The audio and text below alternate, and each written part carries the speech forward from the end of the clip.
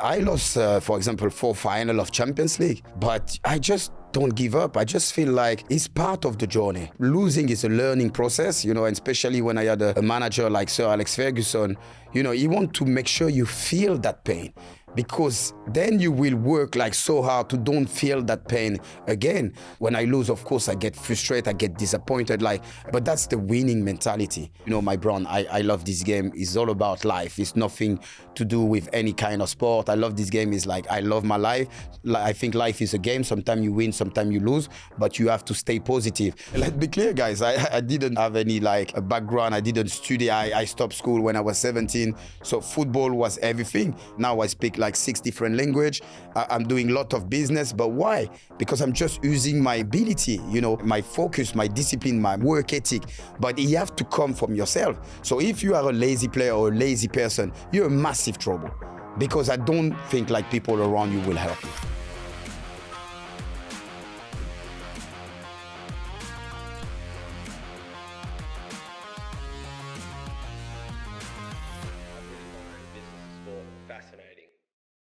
But before we start, we have a very special opportunity for you to win an exclusive gift from our guest, Patrice Evra, today. When he was in the studio, we got him to sign one of our very special Business of Sport t-shirts. He not only signed it, but he also put his catchphrase, "I love this game." The only way you can get your hands on this is if you head over to our newly launched Patreon, which you can find in the description below, where not only do you get the chance to get your hands on some exclusive merchandise, you also get exclusive behind-the-scenes content, you get analysis of topical news stories in and around the sports world, we do plenty of giveaways beyond merchandise, and our exclusive insights weekly in a newsletter to figure out what it is that we took away from these amazing shows that we get to record. So now, get on with the show. Patrice, Tommy, it is so great to have you in the studio. Thank you so much for joining us today. Thank you for having us. We can say that to 2 people. Very exciting. Which is quite exciting. Normally we just have to have... Only one guest. Normally it's only one guest. Breaking the mold. Break the mold. Try something different. Based on that, why don't we start with actually telling everyone what it is that you guys have been doing together? I start? Do you want to start? We'll start. No, it's the player app. Is to little bit give back to the community, but as an elite level. We have an app, I will say it's the baby of the LinkedIn and Instagram, where people can sign only by invite. It's a LinkedIn for footballers. We're trying to build the biggest, baddest community of footballers globally. Like I said, you've got players who might be getting their first pro contract who'll be there for the fun of it. They're there to be part of this elite community. But then you've got those who really need the utility of the digital footballing CV and the visibility of coaches, scouts, agents, and incredible people from Patrice's network. So we'll have clubs like Crystal Palace and West Ham and other clubs in the Premier League inviting us in to get their first and second year scholars, age 17, 18, onto the platform proactively to set them up for life after academy football. Because as we know, the stats are stacked against them. Most of them aren't going to go pro at that club, yes, but they should go pro elsewhere. So by proactively building their profile with us, they multiply their chances of success. And they can show, we show their highlight, their stats. We also do many showcase. We've done it, we lost, unfortunately, against Spurs under 21, just 3-2. So you get chance to play against big team like Man United, Chelsea, West Ham. We bring some scouts, some agents, attempt to the showcase. And it's for women also. And apart from that, we're doing very well. We already have 3 players, have a professional contract, 10 semi-pro. So this, if you're part of player, you're part of the team. So we've got the app. So we'll have different kinds of players. We'll have those who are getting their first pro contracts, those who are in an academy. But then you'll get the players who maybe just been released or unsigned or maybe playing below their level in non-league football, semi-pro. And for those players where we think they should be stepping up and they can go pro, we will create showcase teams that will pop up all around the country, the showcase roadshow as we call it, playing against pro clubs with the chance to literally show what they can do against a professional club in their backyard. So We played Spurs under 21s the other day with a showcase team who narrowly lost 3-2, and I think we could have done them, but alas. We beat Charlton, we beat Salford City, we beat Hamilton Academical 4-0 in their stadium in Scotland. Yeah. And then we've got players directly getting pro trials off the back of these games. So it's a fun way of activating the app in person, marrying the digital with the physical. Patrice, when you were playing, do you feel that clubs adequately educated your teammates and you on life after football? No, not at all. I think the new generation are quite lucky, and it's not because it's our app. That's a really good question. I didn't have the support, and I wish I had this kind of support, because sometimes some player, you put everything on football, and some player, they get released and their dream just get broken. So even psychologically, it's difficult to recover. And this app, of course, we want the elite player, but also the door, it's really open for those kind of player to get also a second chance. So, I mean, I'm from the streets. I didn't did any academy football club. I didn't go to Clairefontaine or whatever. It's from the street to the star. I didn't have any support. So for me also it's quite a blessing, because sometimes when you succeed in your life, but when you can give that to other young people, I think it's just amazing. That's why when we talk about the app, and when Tommy approached me and he pitched me the idea, I was in straight away, because I didn't get that kind of support. And I've got a lot of friends, they were amazing footballers, but they didn't have the discipline. And sometimes this is important, or the work ethic. With the talent, you can play a few games, but with the work ethic, that's when you stay at the top. So this is really helpful for everyone. But the funny thing was, when we first started working together in a separate project altogether, I was building the team around Patrice, building the brand partnerships team, the creative team around him, and we were in a meeting about something else. And I'd started building the prototype by that point, and I showed it to him and didn't tell him it was mine. And he was like, "Oh, this would be amazing for players, for coaches, for scouts." And my nephew's playing at Auxerre, he would love this. And I was like, "Yeah, so the next steps are X, Y, Z." And Pat was like, "Whoa, this is yours." And I was like, "Yeah." And he goes, "Well, why are we not talking about this?" And then that's kind of how we got moving. And he saw the utility straight away. So something we talk about a lot is the value of an athlete investor. What from the value of coming in and helping these businesses do you see as the best points of transition where you can really come in and help a company grow and develop using your experiences? Yes, no, definitely. I think after I retire, I finished my coach badges. I done them, the A and the B license. But I feel like I wasn't getting inspired, because when you play football all your life at the top level, I will come back to football one day, because I have to give back also to the community. I'm not a selfish person, but I just feel like, and I didn't have any plan B, because people always say in life you should have a plan B, but no, because if I've got a plan B, I will already have an excuse to fail in my plan A. That's the way I work. So I will give everything for the plan A. My plan A was to play football. Many people, even my head teacher, she was like, "But Mr. Evra, do you think it's a job playing football?" And I say, yes. Everyone was laughing about that. And she was like, in 300 kids, they're going to pick one kid. Do you think it's going to be yourself, Mr. Evra? I was saying yes. And everyone was laughing about that. But I don't want to take any revenge against that French teacher. I mean, maybe a little bit. I don't want them to kill those dreams. And to be honest, I didn't have any strategy. It just came when I start, last year I was speaking at the LEAP event. This year I hosted. I was going to the Web Summit and all of that, talking about the metaverse, AI token or whatever. And I just feel like I was interested of it. So what I did to help me, I stay in my line. Say, Patrice, no matter what you achieve in football, in business it's different. But what I found out is actually I'm using the same tool as a leadership, or you build your team around yourself, but also discipline and focus. If you discipline in your life, no matter a sport or as a businessman, you're going to achieve things and sacrifice. People think everything come easy. Everyone wants to become a businessman. But are you ready to travel, to meet people, to go to event, doing a networking, all of that, promoting your own business? It's quite tough. It's quite a lot of energy. You have to be ready for that. But I love it. And to be honest, a lot of people were surprised. I remember when I was talking at the Web Summit after when I get out of stage, people were like, "What you doing here, Mr. Evra?" I was like, "I'm just having fun." But actually, no, it was just a learning process. It's 6 years I'm doing this, and now finally, you know, in the business world as an entrepreneur, people respect me more, and they stop saying the ex-retired footballer. Now it's more like the businessman as an entrepreneur. But I have to work 5 years for that. I can tell you from working with him, and obviously from the outside looking in until we started working together, the value someone like Patrice brings into your business. If you're a current footballer or an ex-footballer, like I said, there are very few of these asset classes where you can do that, but startups are the perfect realm for someone like Patrice or current players to literally catapult the chances of success of these businesses. It's quite interesting because footballers in general have got a bit of that barrier. You mentioned people look at you and they're like, oh, I'm surprised to see you in that environment. It's a stereotype that is formed that I see quite a few of those that are trying to get into this but not maybe find the right way. They're really struggling to break it down. Yeah, can I tell you something? I will tell you what's give me my freedom, and I didn't even realize it, is actually the social media.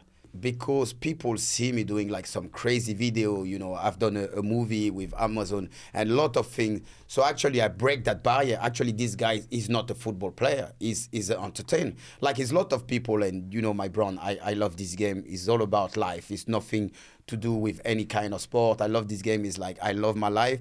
I think life is a game. Sometimes you win, sometimes you lose, but you have to stay positive. So many people even forget I was a football player, and this was my bet. So I think the social media, even if I was against it, because you're losing your time, you need to be focused on playing football, all of that, it helped me to become who I am today. And I didn't do it like with any strategy. It was just natural. Oh, so was my question is what we see when you have that fun, when you post those videos, that's you. That's not a mask on anything. No. That's you being listen, you. I'm just sharing. Yeah. I'm a crazy person. I have 10 person in my head. One day I can be your clown, one day I can motivate you, one day I can inspire you, one day I can be your partner. It's whatever. I'm just like free. And to be honest, sometimes I do some crazy video and I see some comments and, oh, Patrice, my dad just passed away, but watching one of your video make me smile. This is more important than winning the Champions League. That's what I feel right now. I feel it's more like giving to the people. And it's easy for me because I am myself. And some people, when they know me closer, you know, in the dressing room, they can see I was a crazy man. But I never wanted to share it, you know, with the world. And now I'm like, I'm free. I do whatever I want. I love the positivity. I love the enthusiasm. Sometimes you lose and you get punched in the face. Yes. In business or in sport. Yes. And actually, the positivity is amazing. But I sometimes feel it's unattainable. When you do get punched in the face, what do you tell yourself in here? I'll be honest, listen, I lost, for example, 4 finals of Champions League. But I just don't give up. I just feel like it's part of the journey. I think losing is a learning process, you know, and especially when I had a manager like Sir Alex Ferguson, you know, you want to make sure you feel that pain, because then you will work like so hard to don't feel that pain again. So actually, when I lose, of course, I get frustrated, I get disappointed, like crazy things. And when I look at those pictures now, I'm like, I was actually crazy. 2008, we won the Premier League and the Champions League, right? But we didn't win the FA Cup, so we missed doing the treble. Every picture I've done, I'm not smiling because that trophy was missing. But if you tell me when I was 10 years old in 2008, I will win the Premier League and the Champions League, and I will be not happy just because I didn't win the FA Cup, people will say I'm crazy. But that's the winning mentality. Actually, you never lose. You know, Michael Jordan, how many times he lost like some game or whatever, but you have to keep pushing yourself. And to be honest, I think it's also a way I grew up. It's about surviving. It's all about surviving. You know, I've got 24 brothers and sisters. And yeah, my dad never watched TV, or he was a busy man, or maybe 24. Yeah, we are 25, yeah. It's one bedroom at home, I promise you. Even if you're a man, you cross that room, you can get pregnant. And I have 105 nephews, and they all call me Santa. So I don't think I have time to rest or no work, you know. Yeah, I'm not joking. 24. Yes. They call you Santa? They call me Santa. It's not a joke. I did a Christmas a party, and I bring a fake Santa. And I remember one of my sisters say to my nephews, can you go and say thanks to Santa? And my nephew said, no, the real Santa is Uncle Patrice. So no, I'm not joking. But in all seriousness, does that feed the fire then for you? Like you doing all of this, you getting involved in businesses, you leveraging your sports career because you've got something to really do it for. It is. I'm not doing it for them or for my. I'm just passionate. I think I'm addicted to work. Let's be clear. And I found out with my wife, she was like, oh, Patrice, okay, you say you travel too much. But every time you stay more than 3 days in Dubai, you can see I get tense. Like, I'm going in the gym, I'm training, all of that. Actually, it's not for having a nice physique, it's mentally. If I don't work, I just feel tense. I can feel like frustrated. I feel guilty sometimes. I don't do my job. So it's just like inside my blood. I love working out. I think, for me, it's a luxury. And, I've got some people, they've been depressed and everything, but I can't afford that. I've got so many people, under my responsibility. So, yeah, I have no choice. How does MMA training compare to football training? To be honest, sir, it's completely different. I feel like training in football, I was in holiday compared to the MMA. I'm training twice per day. It's been 3 weeks now. I had only 1 day off they gave me because it was my son's birthday, the 3rd of May. And now because I'm traveling here, I say for business reasons. So they're quite not happy. They can't wait to see me. But it's like 2.5 hours a session. So it's 5 hours per day. After training, sometimes I promise you I can't even pull off my shirt. Like the pain, because, the punch are quite okay, the kick. But the wrestling, the grabbing, the amount of energy you spend is just unbelievable. And the sparring is not like you got protection. So if, you don't have like the right guard, you get punched in your face or kick in your face. And yeah, sometimes I know I'm back home, my wife, like, she see me in pain, I'm doing ice every day. She say, why? I say, I don't know. Maybe I'm crazy. I just love the pain. But I just love the journey, like every day, like suffering, pushing myself to the limit. We were talking earlier. I don't like to be in my comfortable zone. When I'm in my comfortable zone, I feel like something's wrong. So I need always to push myself. Maybe it's also an adrenaline I'm looking, when I was playing at the top level, because you're, of course, traveling, business, talking on panel and all of that, closing deal. But it's different, like the MMA. And pray for me, because when I go back to Dubai, I'm going to have some training session with Khabib.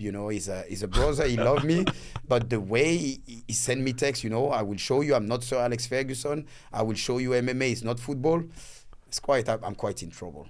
It's about surrounding yourself with like the uncommon people. It's about creating that environment where you are always pushed by the people around you. Like, when you had that in your career and now like transitioning into that now, do you see the similarities? Do you see a kind of ability to move that passion and that dedication? Because if you don't have that in business, sometimes you're not surrounding yourself with the right people. It's really difficult to succeed. I absolutely agree. I've been quite lucky because when I was playing football, I was always care about my environment, because, you got a lot of shark outside, and people sometimes they go around you and you think they like you, but actually it's because you feed them and because you got a lot of money. And in business, don't get me wrong. I had a business where one of my company, I lost like 10 million pounds, and it was like quite like tough. And some other investor, he was a guy's, and he did like a Ponzi scheme and more than 300 million. And some of my agent and some also manager, he was in the new, but he was my company name. And can you believe I wasn't upset? And it's not like because I got money or whatever. It's because I'm always like, this is a sign. Maybe that money had to go. Maybe with those 10 million, I wouldn't do the same effort. I wouldn't, go out there and working like a crazy man. So even, my agent was like, but Patrice, you sleep at night, like it's like 10 million pounds. But I'm like, no, I will do other business. I will get even 10 times more than that. And that's my philosophy. I never give up, no matter what happened to myself in life. Sometimes people say, Patrice, how are you? I say, I'm still alive. And they laugh. But yeah, I'm blessed to still alive. Where I grew up, I've got like some people, they died, they've been shot. So everything I do, I'm really blessed and grateful. And that's the same value I've got in business. Sometimes you win, sometimes you lose. But make sure you're like, the next day you're already at the office and work even 10 times harder. Well, that's interesting. Both of you here, that you interact a lot with younger players, I guess, now bringing them on board. You obviously have the amazing network that you have. Do you think that the business support that we have in terms of agents, we obviously speak to a lot of players, agents are fundamentally at a good level and want to do right, or actually is the agent economy not great? Well, there are some brilliant agents out there. I think that a lot get tarred by the same brush. There are some brilliant agents who look after their players, prioritize their education. There's one agency who we work with who want their players on our platform. And they've got players who are doing degrees at Oxford. They've got players doing their A-level. And these are players who are playing pro at Ipswich and Chelsea. So there are those who really care holistically for their players. And then there are those who are in it for a quick buck. So it's about assessing those. I mean, you see Miles Lewis Skelly's mum is very hot on this topic and how to choose the right agent for your child, or for your child. And you've really got to assess them. There's one parent who has her son on our platform, and she interviewed 40 agents before she landed on one. But yeah, there are some brilliant. There's a whole kind of, I guess, white hat agent community out there who are brilliant for their players, and then there are those who are con men essentially. And we got another problem is the parents or the brother now, they become Asian. So at the end, the player don't even have his parents anymore, because they're dealing with the stuff and they forget, to educate their son, and he's become like really powerful because he's the one paying the bill. So we have a massive issue. And like I said, I've been fortunate. So you think it's bad when family are agents? My own brother always wanted to be my agent, but I've been straightforward with him. I said, that must have been competitive. I don't. Exactly. There were more applicants in his family than there were on LinkedIn. It's not easy sometimes to involve family in the business. Like, for example, I was working with a management team. I'm not working with them anymore, but I am in good term with them. And now he's one of my youngest brother, because I feel really connected to him. I can see he got the same value, the discipline, and he's a hard worker. And I can tell him, when he's not on time in the meeting or whatever, I would say, listen to me. If you're not on time, I'm going to work with someone. But I trust him also. So this is sometimes it's good working with the family, but also they will say I was late because I'm sick, and because it's your brother, you shouldn't let it pass. My issue is that the incentive structures of how agents often work now don't align with maybe getting players involved in business longer term. What I mean by that is, agents generally are incentivized on commission deals, and that's a percentage of something that happens in a relatively short time frame. You are working here, if we're talking about an investment, let's say, on something that may have a 7 to 10 year returns, and it may not work to an agent. That's quite scary. They may see nothing out of it. The incentive structures don't align always for agents to really help their clients do this. And I don't mean that in a bad way. But going back to the not mixing family with business, it's a cliche essentially, don't mix family with business, but then obviously there's so many successful family businesses out there. For example, Marcia Lewis doing an incredible job with Miles. Jude Bellingham's parents very involved in his career, incredible job they've done there. So I don't think, again, same with tarring all agents into the same brush, I don't think all families involved in the kind of upkeep of their son's career can be tarred with the same brush as well. Do you know what's interesting though? Of all the athletes that we work with here, that we bring into deals, they're always direct. The relationships we hold are always direct. And that's what I do now. I like because when you retire, you have a management team. It's a new world for you, so you need to learn the process. I think for a few years was really helpful, but direct. I think direct is more important, and you even learn faster. Instead of my brother, of course, when people approach him, a lot of people approach him. But when he's about to close the deal, and first of all, I give my green light if I like the investment or the project. Then after, direct. I think this is the better way. I also look at your Mario Götze or your Jared Piqué, who I'm sure you know both of them. Yeah. Both of those guys are permanently on it. I'm messaging Mario 5 times a week about deals. Yeah. I would hire him as a professional investor. I've told him right. It's amazing how he's balanced that with being a current player as well, because it looks like he's done it all himself. Doesn't look like he's got a fund behind him. He genuinely does it all himself. Yeah, that's incredible. It's insane. Yeah. But to be fair on him, that's kind of the point. It's his biggest passion. And that was going to be my question, which is I've spoken to a lot of players and clubs and owners of clubs. And I'm like, hey, players should put in a week's salary, and this, let's say Premiership, a week's salary from their annual salary into a Man U fund.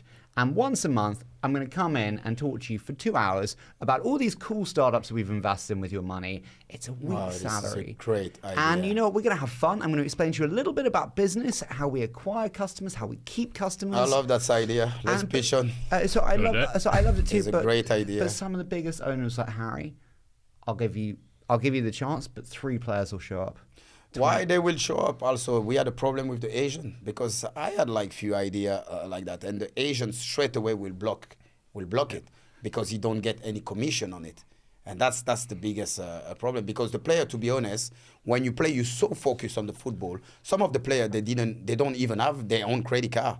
They will use the credit card of the agent or stuff like that, because you just want things fast. If you want your car, if you want your house, if you want whatever, you are focused on football. So when someone bring like an amazing idea, like for example, when I used to play, a lot of people was like, Patrice, invest in Africa. And I was like, yeah, I will, I don't have time. Then I regret I didn't. So I've got like 2 shelters, more than 400 kids. But I wish, because, we picture that continent of like poverty and everything. But the investment also in Africa is so big right now in Asia or whatever. So this is the kind of things, I didn't do it on purpose or my agent blocked me. It's because I didn't want any distraction. What about a manager though? You have one of the most famous managers who's literally built a relationship with being really focused and really targeted on your goal, and there's a lot of this which can be a distraction. I think it's a joke. There's even the Gerard Piqué clause, isn't there? But you're right. The Ferguson didn't even want us to do any like commercial. Like, he will be so angry when we're gonna take a plane and flying to doing a commercial for Nike or whatever. No, it's no distraction. I remember Rio Ferdinand was the first on Twitter. Ferguson was like, if you keep being on those social media, you won't play anymore. But now, you see how the time changed. One day I did a video and I was wearing the Scottish kilt. And I remember Ferguson like sent me a message. He said, Patrice, pick up the phone, because he called, I was a missed phone. So hello boss, how are you? What have you done? I'm gonna send my lawyers to you. You disrespect the Scottish flag. I was like, no boss, this was just a funny video. Oh, I'm joking, Patrice, send me that video. I needed to send it to my friend. So you see, even someone like Sir Alex Ferguson was against it. Now he's asking me those videos to send it to his friend. So with time, everyone changed. But back in the day, trust me, we were the first team to wear like the Beat headphone, Spotify, coming to Scotland. And we didn't do the deal because they want us to wear just the headphone before the final. Ferguson say no. Well, I think it's a generational thing with Sir Alex. He would have been happy if you were investing in brick and mortar and that kind of thing. But I guess there's been a real shift since around the time he retired, and players building their brands on social media. So do you think managers today would actually be encouraging of Harry and Pat doing their... I think they don't have a choice. I think the way, this is the new generation, I keep saying to the old school people, guys, of course, like back in the day, we were football players. Now they are athletes, they are politicians, they are rappers, they are model, fashion, everything. So if you don't adapt, this is not our generation. Now football players are businessmen. But one thing, like for example, even someone was pushing me and say, you need to invest, you need to do that. I have one thing, I live the present. So I don't think about the past, because you can live with regret. I don't think about the future, because you can live with anxiety and stress. So I'm always like focused on the present. Do you think we've seen the complete transition of power then from player to manager? From manager to player 10, 15 years ago, when Sir Alex said something, it was done. And today, no, like, your Jude Bellinghams of the world have probably more power than a manager. Yeah, 100%, of course. Like the player got more and more. I saw like many players, they sack the manager. They go into the office, they go to see the owner or whatever. They say, we can't deal with the manager. The next day he gets sacked. Of course, the player more. Do you think that's right? I don't think it's right, because I always say to myself, I blame myself. If a manager gets sacked, I will blame myself first, because I am the one on the pitch. It's a fine line, isn't it? It's like you got to give that freedom and autonomy, but you have to have that core objective still while you're playing, being football. And we know we've seen so many examples of it. It's interesting for you guys working with young players as well, right? Yes.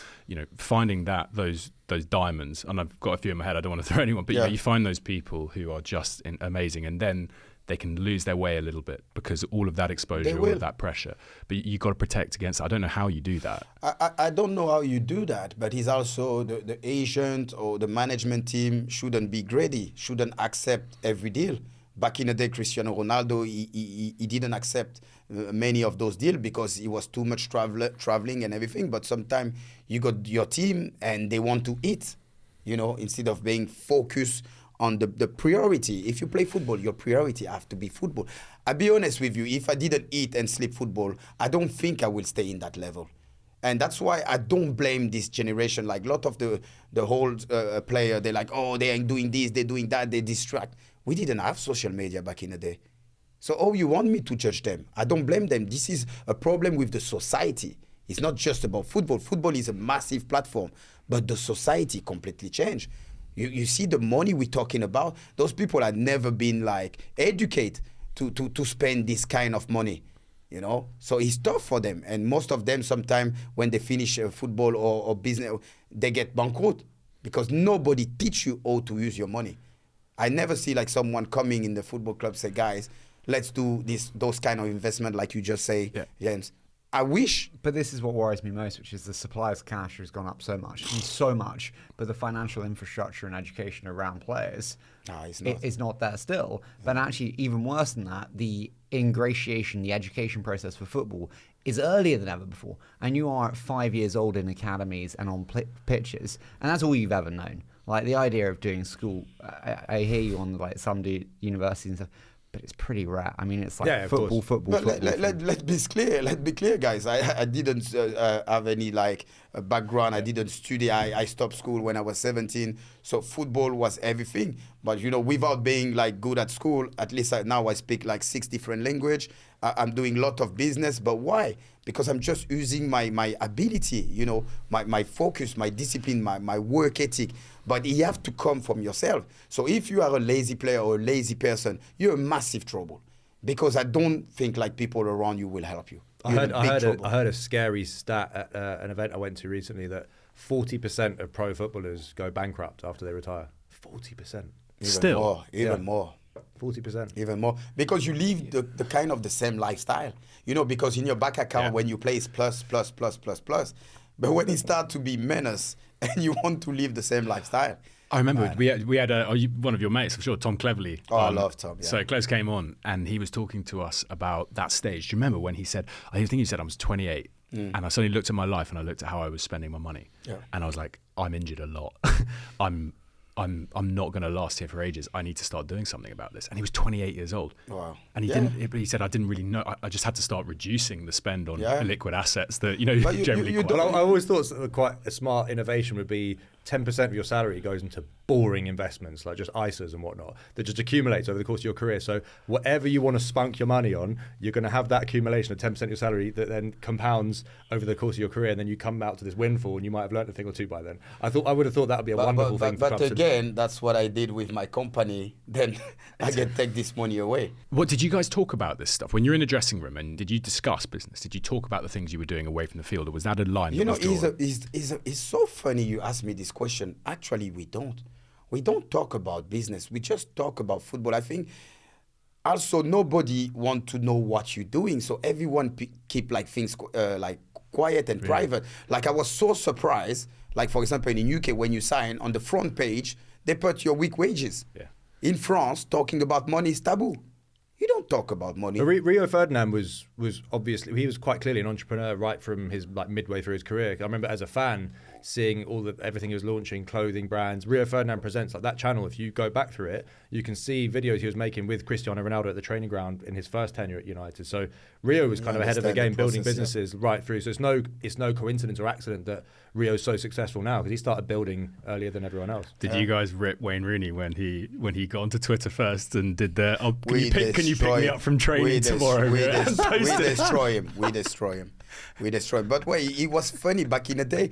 Rio was rejected.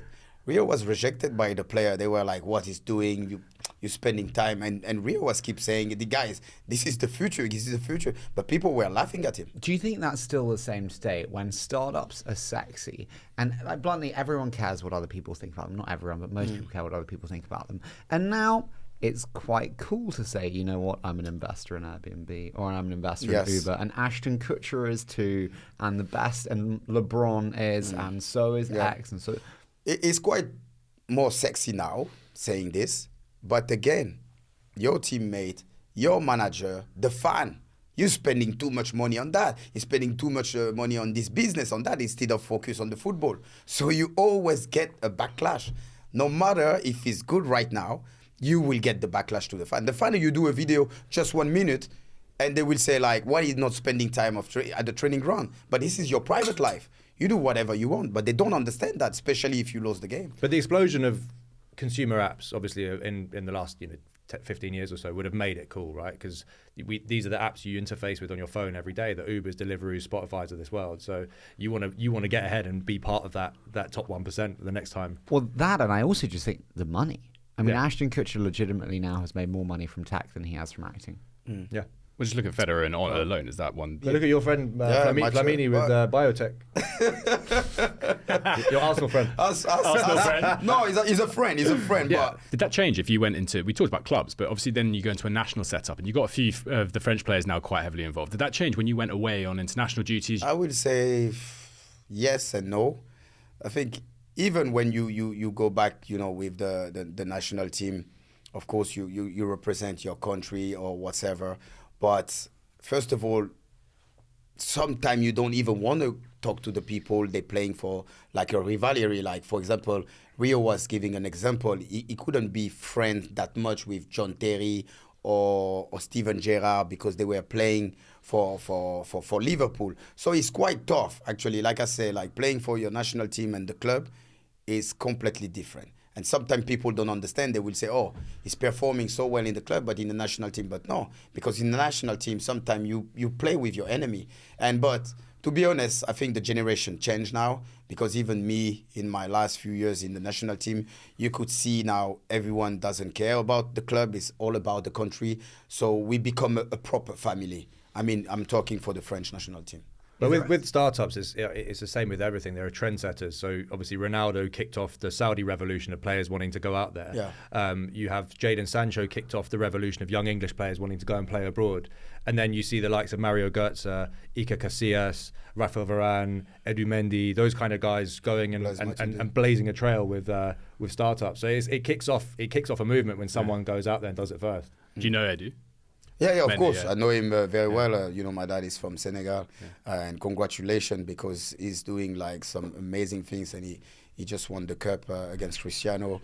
But yes, that's what I mean. We exchange checks with Edu. Like if I have like a business, he say, Patrice, I saw that on your page. Can I get involved? Blaise Matuidi, Rafael Varane. So we are like a little bit, I will say, in advance compared to other players. But we've been there in this game for many years now, so we got like more credibility, and people follow the actual player. They still like, oh, Patrice, I see you doing this. Like, can I get involved? And of course, come. You're more than welcome. Knowing all that you know now and seeing all that you also see with younger players, but what would you advise a current player playing today, knowing all that you know now? This is a tough question. Pick someone you trust. Someone is qualified in business and investment. Let him deal with it. But make sure you spend once a week or whatever having a training session with him. But let him doing the investment, because if you put yourself on it, like I said, the priority is football, and just find someone you can trust, a family member or whatever, but start to invest like now when you got the big bucks, and not at the end of your career, but doing it yourself, man, trust me. I wouldn't be in that place if I was still playing football. The energy I have to put in, the focus, the traveling, because sometimes it's not just about Zoom call or whatever. You need to attend to event and all of that. I wouldn't be able to do it if I was playing, to be honest. This is the interesting part as well, because I mentioned to Tommy before when we were chatting, and I think one of the biggest issues you see when athletes invest is when it's packaged up and it sells an athlete as an investor. And then when a company chooses them as the investor and they don't actually get the access to that investor, it's a real issue. They're sold as the investor and then they're not engaged. So exactly. You have to have, it has to come from, again, it comes back to, it has to come from you. It have to come from you. You're right. That's why if you see, I never do a deal where they just want to use my image. Okay, Patrice is an investor because he put some money. No, if I invest, I need to spend time in this business. I need to understand it. It's not like they're using my money or my image. It's a long, for me, it's a long journey. And I see like many brands, they're using like players, they just put their face because they have a lot of followers and everything. They're not even aware of it. So I don't sign those kind of deals. If you want to put my face on it, I need to be involved. How important's LinkedIn been? We talked about various types of content. I reached out to you. We dropped a message on LinkedIn. I did the same when we just brought Cody Gakpo into a deal. And that was just seeing something he posted, being really active, said, this is what we do. Are you interested? He's now invested. But that came from him being proactive on a LinkedIn strategy. Yeah, I'm glad you say that. And I've been pushed, to be honest, by Tommy. Patrice, you're doing a lot of business, but people don't see it. They see your stuff on Instagram, sometimes your comment on Twitter or whatever. I think you need to share that, that journey with people. And LinkedIn is the perfect example. It's the perfect platform if you want to, build a real business and having more investors. You send me a message on LinkedIn. Without that, I wouldn't know. I wouldn't come, here and having this podcast. So yeah, this I say already thanks to Tommy. He pushed me on it, and trust me, it's worth it because now the domain I've got and the opportunity are even 10 times bigger, and I can also show to the world. I'm not just a football player or doing MMA fight or doing some crazy video. I love this game. Or Tina Turner. Or Tina Turner. Simply the best. I'm also sharing that side because he was like, Patrice, I think it's not fair enough you don't show also that business side because you want to be humble and don't show. People laugh at you, but you don't want to show actually you're working hard behind the scene. But he is a perfect example. It blew up as soon as he went onto it because he had something like 2,000 to 3,000 followers just from existing, right? But he wasn't posting anything. Yeah. And then as soon as he started posting, he's 10x'd his following. Really good engagement, but really good insights as well. Like one of the early things he posted was a selfie video, just him on the sofa, just talking about the parallels between entrepreneurs and footballers. And it really struck a chord on LinkedIn. And I think that's why it's very authentic because there are just so many parallels between trying to be in the top 1% of tech startups and obviously achieving being in the top 1% of footballers. What's the most different thing between being a top performing athlete and a top performing business person? That's a tough question. I think you're not every time in control of everything, of the markets or whatever. Sometimes you do an investment, but you have to take risk. But I feel like sometimes in football it's less risk. You're more in your comfortable zone. I think that's the difference. And sometimes it's by instinct, and you will take risks. Sometimes you will win. Sometimes you will lose. I think you don't control everything like you control. In football, they are really control freak. They control everything, the way you eat, your image, when you speak in an interview or stuff like that. I feel like businessman, maybe you say the wrong things and your own business, collapse. Especially if you make the wrong comment. Maybe you had a deal with a partner and you say something, bad about them or whatever, you lose the deal. So you have to be really careful. You're on your own. We mentioned Mendy. One that we constantly go back on is Saudi as a league versus the US as a league in terms of potential and future. I'm a betting man. I'm a venture investor for a living. If you were to put bets on which league has a brighter future, which league would you bet on? Well, if the US doesn't change its course of gating football for the rich and making it for people who can pay to play football, then they will always be behind Saudi. Because Saudi, when you go there, you've got kids who've been playing in football in the streets for decades. Whereas in the US, there's a lot of interest. But in order to play elite football, you've got to pay a lot of money in the US. So they're literally pricing out the working class, who in any other country are where the elite talent comes from. So until the US fix that, Saudi will soar ahead of them. But if the US do fix that, my God, there'll be a force. I'm going for Saudi because people forget that. It's not like everyone in Saudi is a king or a sheikh or whatever. It's a massive community and they are young and they are passionate about football. I remember I was with Ronaldo, not Cristiano, but R9. And we were in the car, and what surprised me, I saw kids playing football in the street. You don't see that anymore in Europe. You will see people play five-a-side, or the parents, they're going to push them in the academy. But I believe, football is from the street, and I'm a perfect example. That's where I built my skill, my leadership, my courage, or whatever or you call it, my surviving mood, handling the pressure. Because sometimes, trust me, in the street, when you lose a game, you can get beat by the opponent because they're not happy, they lost the game. So that's why I feel like Saudi, everyone was talking about it. And Cristiano, when he went there and I spoke with him, he said, Patrice, you will see, everyone will follow. And of course, to attract people, will say it's about the money and everything. But now I think the average was 23 years old. Now they want to reduce it to 21 years old. And trust me, they got the money. They won't stop. I always give the example of China. They try, because the king, Chinese are good at everything, like Olympic, how many medals but not in football. So he bring like Drogba, Anelka. You remember back in the day, Oscar. Oscar. But when he see the national team wasn't winning and improving, I think he stopped like paying the wages and they stopped the project. Then it was Dubai, but Dubai they were taking like the player, they were like maybe 45 years old or whatever, just with the name, and they stop. But why I believe in the Saudi is because they won't stop. They really want to do it. And trust me, on the TV, you don't see everything, but the fans actually are going to the game. They are really, really passionate. They are really passionate. But one thing's held this Saudi back is because this massive influx of foreign players that have come in, which has obviously raised the profile and the level of the Pro League, is the local players have suffered and they're not getting as many minutes. So you will have seen how well they performed at the World Cup. But the performance has dropped off a cliff, and you saw obviously Mancini leaving his role there, and their form has not been the same since the revolution that Ronaldo kicked off. So there is going to be a period now where they're going to need to find their balance of settling obviously all these foreign players in, and obviously calming down the level of imports that are coming from Europe. But isn't this a problem? Like, this has been a problem in football, you could say, forever. I mean, Chelsea fans for our sins, sorry. But I like you look at like the academy. There's always been said they were the best producers of talent. Yet how many members of that squad of that academy ever actually made it up into that first team post John Terry? It took years. It took until Frank Lampard was a manager, and he had that little group of Reece James and Tammy Abraham and Mason Mount. Doesn't get enough credit for that. Doesn't get enough credit for that. That season was doesn't amazing. get enough credit as a manager. Full stop. He's done amazingly, right? Brilliant commentary, incredible. But that's been an issue for so long. It's just part of the game, isn't it? It's something we have to work with. It's part of the game we have to work with, and when you're a big team like Chelsea or Man United or whatever, you need direct results. It's not like you got time.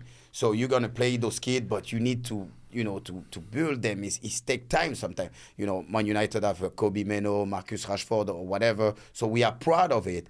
But you got like 3 or 4 Scott McTominay. You got like just few players.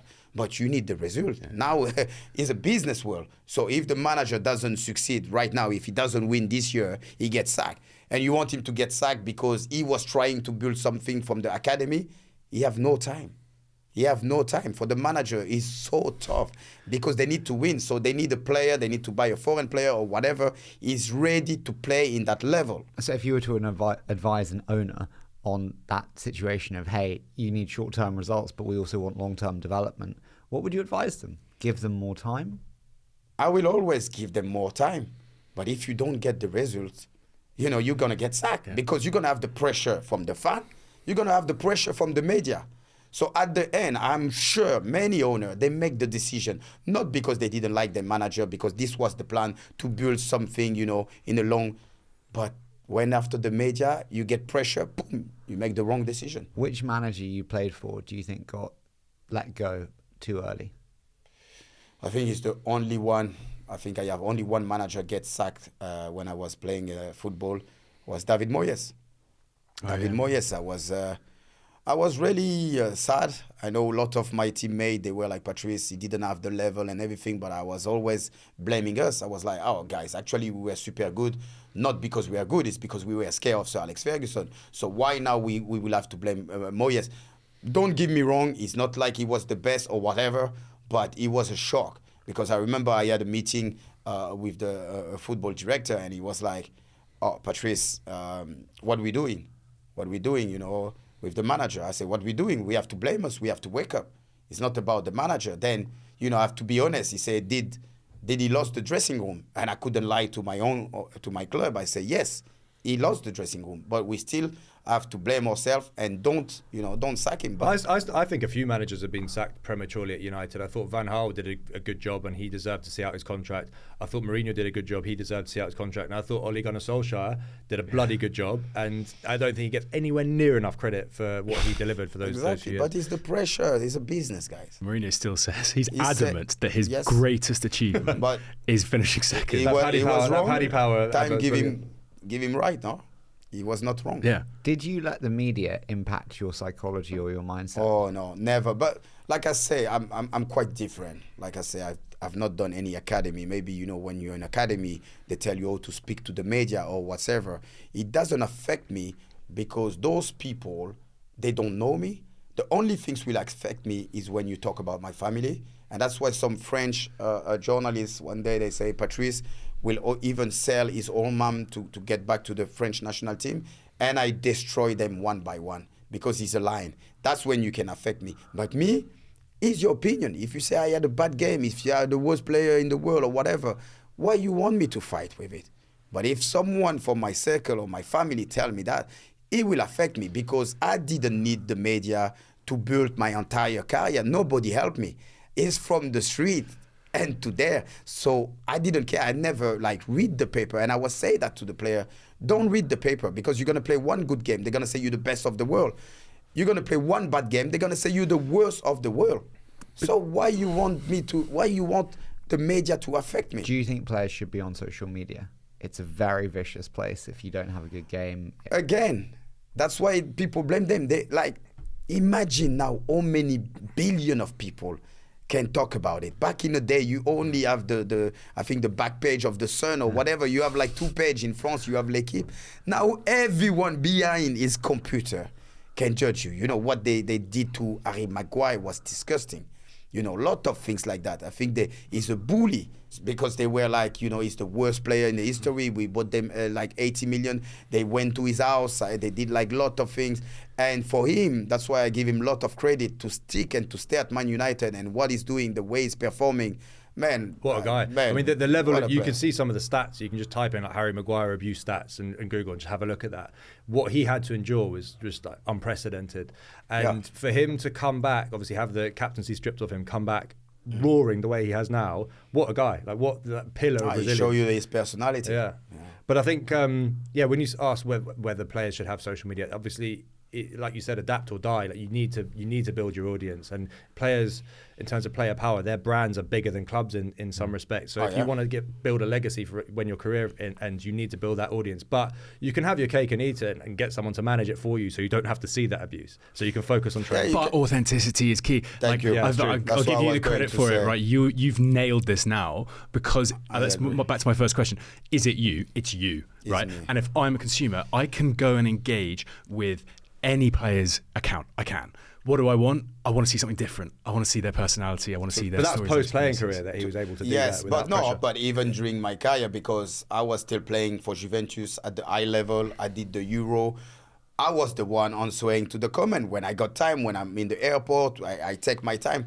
I love doing that because I feel connected with them. And even sometimes they say, this guy is so hilarious. He's actually himself answering to the comment. But yes, because I will love every joke. And even sometimes I can have some bad comment because I did a post when I say, Cristiano is better than Messi, and you're going to have some racist comments sometimes. I don't have them a lot, but when they're going to put for example, the monkey emoji, I would say, don't put the monkey emoji, put the gorilla emoji. It's stronger. The monkey is too soft. I love it.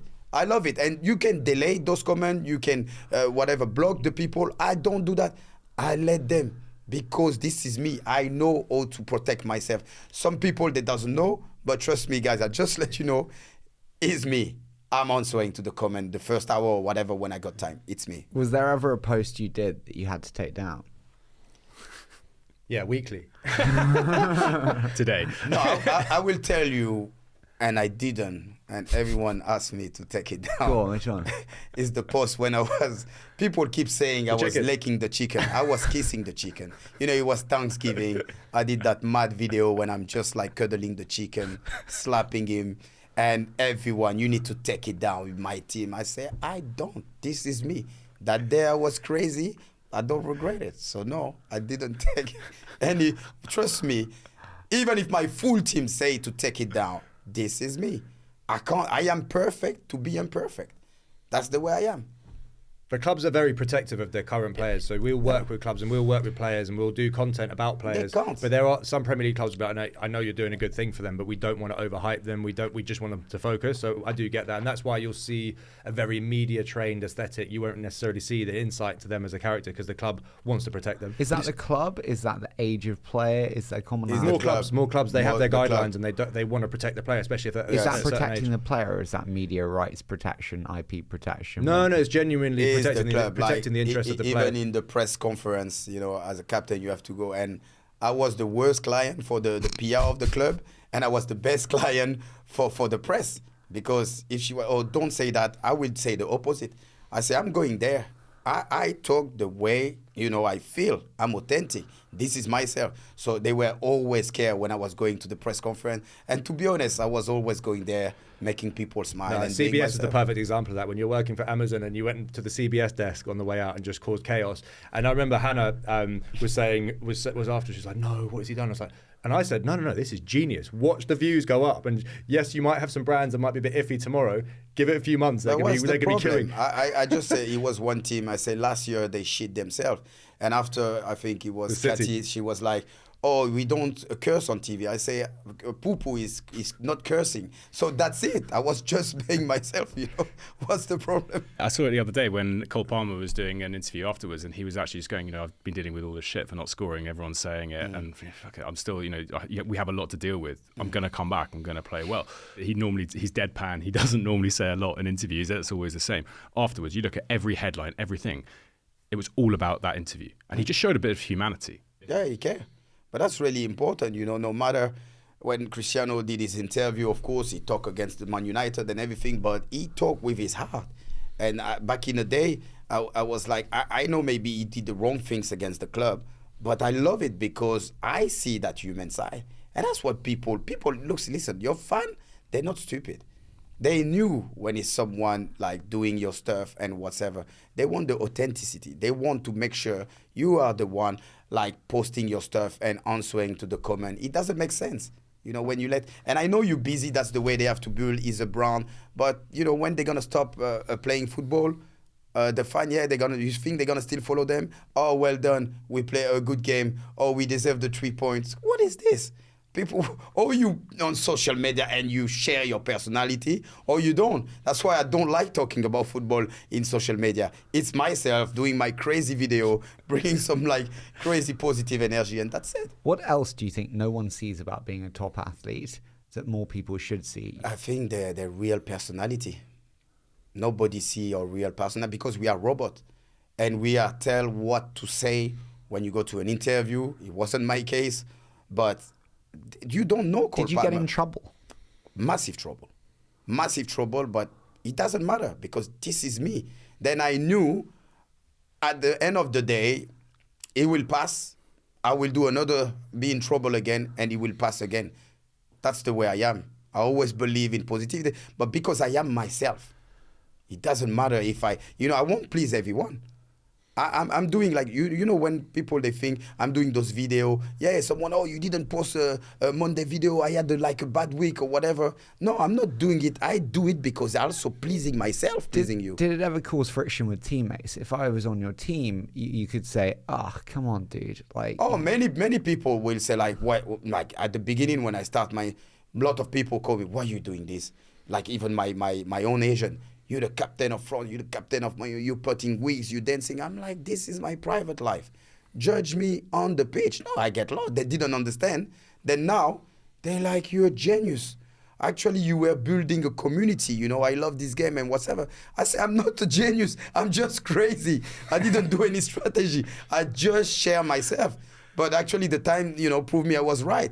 But I didn't wait anything for other people. I was just, you know what?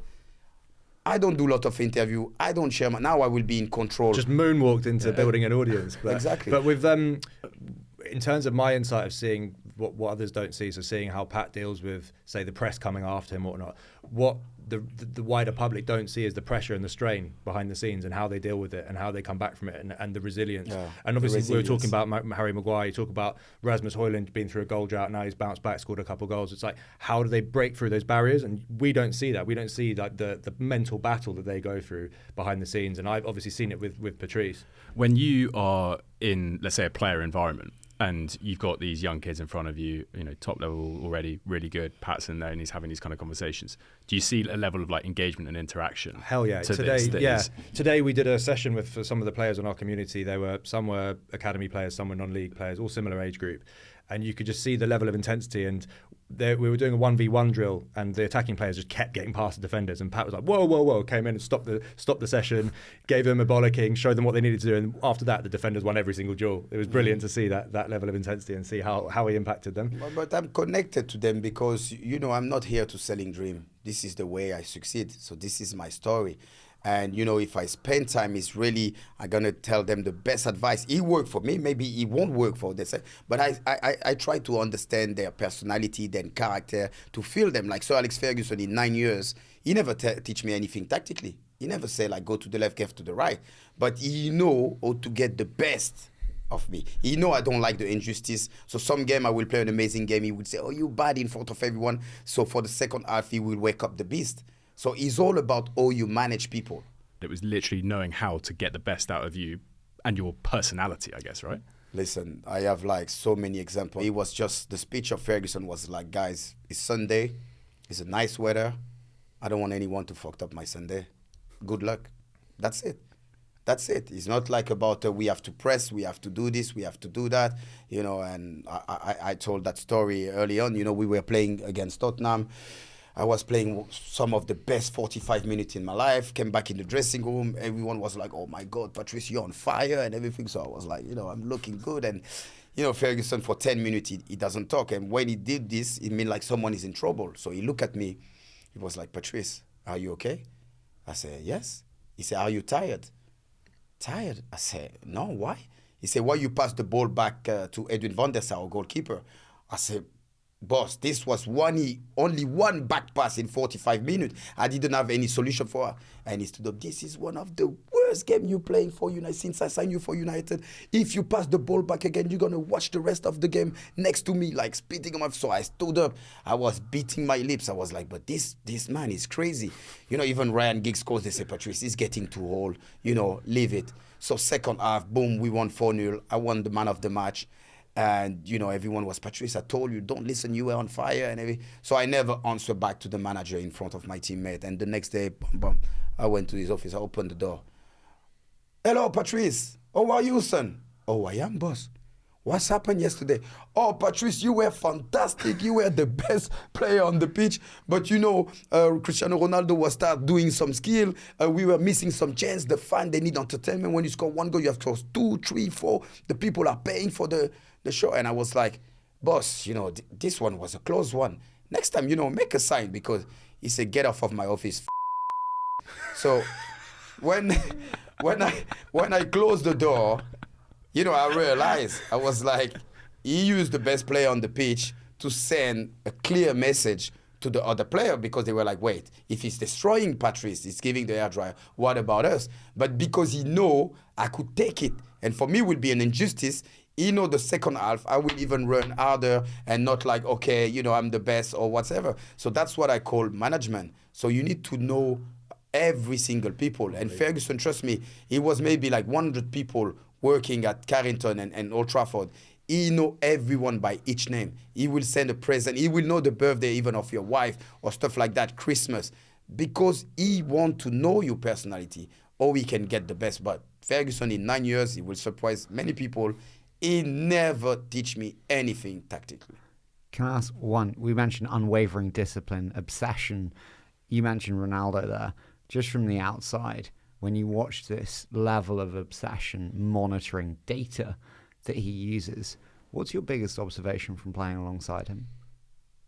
First of all, don't ever go for lunch at Cristiano's house, because it's going to be the most boring lunch. I always tell that story. After training, he invited me at his house. He said, Patrice, come, we're going to have a lunch. So I arrived. I saw plain chicken, salad, not even sparkling water, no bread and everything. So we start eating. He was really dry, so I didn't say nothing because he was some member of his family. Then after we start playing like a two-touch, I was like, oh, okay. So, where are we going there? Then we start going for a swim, then a sauna. Then I was inside the sauna. I was like, but Cristiano, you say, like, we're going to have a lunch. Why we have a second training session? This is the last time I come to your house. No, the dedication is just crazy. It's another level. Training at 10, he will show up at 8. After training, we in the shower, he's still practicing his skill. That's why people don't understand when I pick, Cristiano over Messi. I think I'm just in love with his work ethic. You know, that's what I love. That's what I admire about him. No matter the level he's still at, he will be the first in the training and training like so hard. He's a machine, you know, and for anything. I remember they were playing a tennis table match against Rio Ferdinand, and Cristiano lost in front of everyone. Everyone was laughing and everything. And in 2 weeks, like he said, I want my revenge. I said, Cristiano, you know, Rio is good. You know what he did? He sent his cousin buy a tennis table. He practiced for 2 weeks. He came back and he beat Rio. It's just like that dedication of that mindset of winning everything. He wants to win the best dresser in the dressing room, the best looking guys. Whatever you have to do, he have to win. You know, I doubt it will happen, but I would love, when all is said and done and they both hang up their boots, that if they have that kind of Federer and Nadal moment and embrace and say, you know what, we were enemies as players, we were rivals, but you pushed me to new heights that I otherwise wouldn't have got to. I fucking love you. I wish that would happen. I'm not sure. I think it, yeah. Obviously, I said I doubt it. it is one of the most powerful photos, isn't it? It's the one where Nadal or Federer reaches for their hands. Yeah, They're both it's so crying on the sweet. screen. You're just like, oh my God, I can't. Yeah, if you didn't shed a tear from that, then you have a heart of stone. Patrice, is there anyone where the media wants you in the world wants you to not like them, but actually you really like them? So like if you're a Man U player, you're not supposed to like really like a Chelsea player. It's like, no, we want the rivalry, we want that tension. No, I think the media play a role like to the. But to be honest, it's not like I love Chelsea player. It's not like I love Liverpool player. I respect them.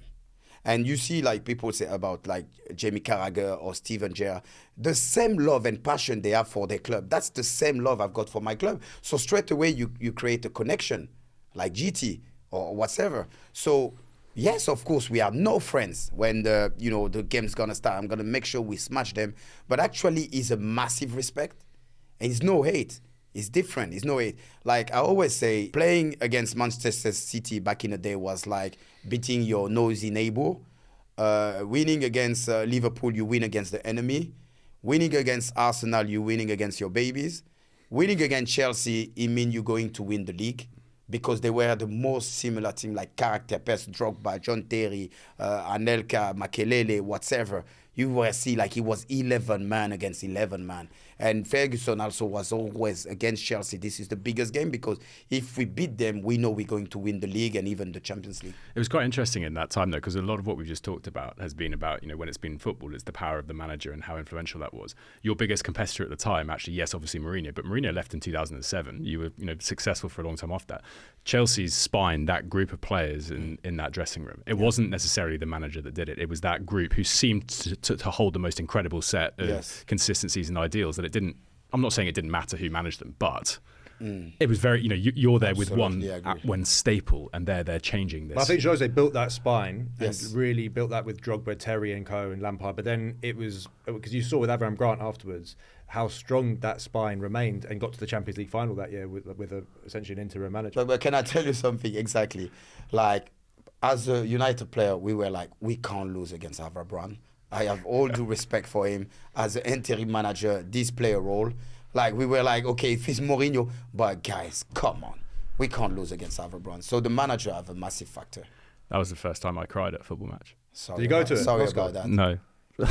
Sorry about Ronaldinho Barcelona, when the ref was terrible. Yeah, against this Chelsea. was painful. I cried This at was that. I was painful. young then. But that was the year after. The reason I was so upset with that is because if that hadn't have happened, Chelsea Man U would have had their rematch in the final. To be honest, as a United player, and the way it happened with the referee, we were actually gutted for Chelsea. We were actually gutted. Yeah, we wanted Chelsea and the revenge. Yeah. But it's just, it would have been, again, and we lost two the English, final. and you lost the final. Yeah. That was Messi scored a header. What was the hardest time at United for you? I think when Sir Alex Ferguson left, I think I was such in pain. It was like losing someone, losing your dad or whatever. So I think this is the most painful moment. The hardest moment, but also the best moment, it was my debut when I just arrived from Monte Carlo. First game, the derby against Manchester City. I remember first time in my life, I play at 12 at noon. And I'm not a breakfast guy. I see Mikel Silvestre and Luisa eating beans and pasta. So I say, I need to adapt. I need to do the same. So I start eating. I just training 3 days with the team. And I remember I feel sick. I went in my room, start vomiting and everything. The doctor came and I say, you know what? No, I will play the game. I'm fine, whatever. And I remember the first 5 minutes, Trevor Sinclair from Manchester City, boom, head ball, welcome to the Premier League. And, you know, I was at the post, like it was a corner kick. And, you know, when you talk to yourself, I was like, what the hell I'm doing here? I was in Monte Carlo chilling. The football is so fast, it's so strong. Oh my God, I remember half time. Imagine I've been named the best left back in the League One, in French League, playing for the national team, being in the final of Champions League in 2004. We beat Chelsea that year. And being sub after 45 minutes on your first game. You were subbed off. Ferguson gave the air dryer to everyone. He said, Patrice, you're going to sit next to me and learn how to play in England. So, and it get even worse is when I back home. My agent was there with his wife. And I remember he put his hand like this on my shoulder. He was like, Patrice, I'm sorry. I said, what? He said, I'm sorry. I should never bring you to United. The challenge is too big for you. You should have stayed in Monaco. So even your own agent start dubbing about you. I remember me and Vidic talking like, well, I will go maybe in Italy. Vidic was, I will go back, you know, in a Spartak or Belgrade or whatever. So, but I love it because it was my first 6 months. I came in the winter and I missed the World Cup. Mikel Silvestre and Luisa went to the World Cup, and all the summer I was in the gym in Monaco working out because I realized to play in this league now, I need to be strong first in my leg. Then after I can play with my technically or my speed or whatever. It was a good learning lesson. Even Rio Ferdinand and when Rooney were laughing at me at the warm-up, you know, when I was going on the floor, Paul Scholes say he think I was a joker, you know, like riding horse. I was like so tiny and everything. And he was like, oh, Patrice, I'll be honest. I say to the boss, like, we should sell you back for free to Monte Carlo. To tell you he was no friend. They tell me you were shit. And they tell me that face to face, and this helped me a lot. But I feel like we've lost a bit of this in football. We lost. Now everyone is friend, everyone is like cuddling. But me, I love that because they tell me like, what you doing? You let us down. You better wake up. Then when I came back, man, they say, wow, this guy is a tough man. I just feel like now a lot of the time that happens to a player and they would go into a shell. We've lost that in work. No, it work or it whatever. But like I say, it's a new generation. People are. I don't like to say using the word softer, but you got so much help before you were on your own. You know, our team. Trust me. You know, many times Ferguson have to stop the training session because we were killing each other. We weren't friends. Sometimes the training session will end up after 30 minutes. Because the small game at the training was more important than the game in the weekend. If you lose the small game in training, you're gonna get people who are fuming, like throwing shoes in the dressing room, like how many times we fight between each other. We weren't friends. We were here to win. You're not my friend. I will die for you if you die for me. If you doesn't die for me, get out of here.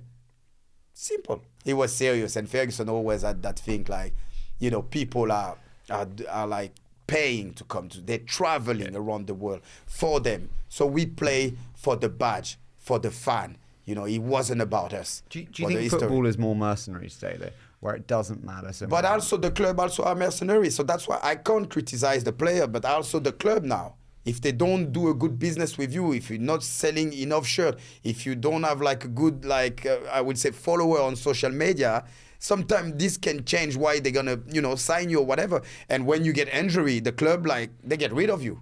They get rid of you, they buy another player. So it's both sides. It's both sides. But us, back in the day, was just like being proud. Like, for example, if you draw a game, even if you draw a game, I will be ashamed to go in a restaurant with my kids and my wife. Now, people, they lose a game, they are in a nightclub. It's a different generation. You want me to judge them? I don't know. Do you think players feel like commodities traded? Next. But look at the social media. Next. You just scroll. That's the brain. We want every time something new. We don't enjoy actually the actually present. When like you say I was talking with like an Arsenal fan. They already next year we're gonna win the league. But you just lost. You just lost. You already next. Focus on the present. Enjoy the present. That's why people ask me, wow, how was your transition? I didn't regret anything because I enjoy every moment. Every moment I enjoy them. So that's why for me now is a new life, is a new career. I'm doing so many new things because I enjoy every moment. And it's tough to leave the present. But if you think of players as commodities, like, you can't really blame the clubs, it's the industry. So say when you sign a player and they're coming in on a 5-year contract, you know that after 3 years, the maximum value they'll be able to sell them at is at that point when there's 2 years left on the contract. And it's like do or die. It's either you extend their deal then or you sell them. Yeah. And that's why I say McTominay, his contract was running down. He was one of our United's best players last season, banging the goals in. He's doing the same thing in Napoli this year. He's probably going to hopefully win the Scudetto now. But he had to be sold because his contract was running down. And either you give him a new contract or you sell him, and that's how the business is structured. I was listening to the radio this morning, and I don't know if you saw, but I watched the Liverpool-Arsenal game yesterday, and Trent, when they booed him when he came on, and then all the fans were on. Wow. It's crazy, right? And the discussion this morning was, like, this guy's given everything. He's a one-club man. Yes, fine, he's making the move, but give the guy a chance. But I think that the interesting piece on there was, it's like, the real issue, if you listen to the fans, was the fact that they were losing him for free. It was like, whoa, I didn't know that. It was basically them saying, oh, he could have signed an extension, but like Coutinho did, which means we would have got a fee for it. But he hasn't joined a local rival. He's gone to Real Madrid after achieving everything. He's probably the most successful Englishman of the Premier League era, Champions League and 2 Premier Leagues. The guy's done everything. Yeah. Let him go. Let him leave on a high. I can't believe they're booing. But I think it's frustration and love. I didn't know the factor of him getting. When you love someone, when he leaves you hate him straight away. Yeah. If he goes to a rival, though, going to Real Madrid. I know, but they won't understand. Riding off into the sunset. But it's a Liverpool mentality as well. As they don't see that there's another club that's better than them. It's a family feel at Liverpool. Exactly. And what Jamie Carragher was saying is, like, you can't empathise with the Scouser because we are our own people. We do things our own way. So I get that. And everywhere's got its own culture, right? But it would have been the same with United. You would have looked at yourselves as like the pinnacle, right? So if someone leaves you and goes to another club and you feel you still have things to offer, you're not going to enjoy it. You're not going to like it. I mean, I didn't have the choice. Like in 2008. After we won the Champions League and the league, I was end of the contract. I wanted to. I mean, Madrid approached me. I was earning more money or whatever. Ferguson said, "No, you stay here." So I signed another 4 years. I couldn't pick and say I need to leave. So am I allowed to ask a very gauche question, like rude question? You said French. What was the biggest contract you signed? The biggest contract I signed. I will say probably when I renew for United, because of course Ferguson say you don't go, but I think I was the third player best pay in the club, and Ferguson was like, okay, you stay, but I give you also that. It was difficult to refuse, but I was going to earn more money at Madrid. Much more? Yes, I think at least. $1 million per year more. Oof. That's the other side of it. So yeah, but I love it. You're United through United, and through, man. I have United in my DNA. Like I say, it's not like I need Man United, but I love Man United. But we had Peter Kenyon on the show, former CEO. Yes. And he did a chat with Rio on Rio Presents, and he was talking about the signing of contracts at United, and he talked about when he renewed. And he was talking about the leveraging of money against what could be offered elsewhere. And supposedly it was that, you may not be the best played here, but it's fucking United. Yeah, it's United. It's a privilege to play here. And again, back to the people in my environment, even my agent, they were like, listen, we're going to get a massive bonus when you sign, but you're a United player.